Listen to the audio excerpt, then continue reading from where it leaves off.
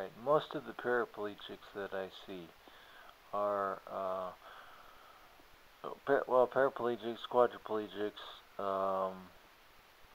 or a lot of the disabled people that I see cannot ride a moped.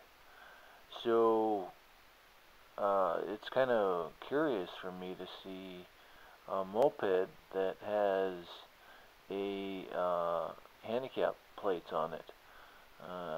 That's kind of interesting. I mean, in that milk carton crate that they have on the back of that, you can't put a wheelchair. That's for sure. So I don't know what the disability is, but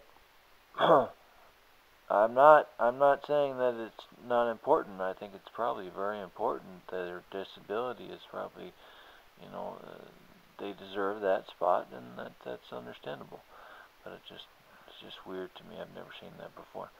So right here I am doing a little transfer um, from my wheelchair to one of the lounge chairs at the mall. We went to the mall today, and my brother, he's really he's really excited about Batman stuff. So we were in Hot Topic, and he got a lot of Batman stuff. So that was kind of cool. I think Hot Topic is almost like Spencer's to us. Whenever I was in high school, then that's what Spencer's was to us. It was kind of a voodoo type of thing, kind of wild, kind of neat stuff, but kind of a little bit expensive.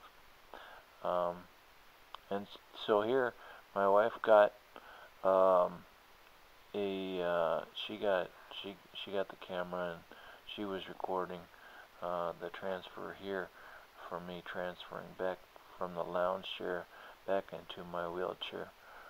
You can see those people behind me, and they look very enthusiastic, very, very excited.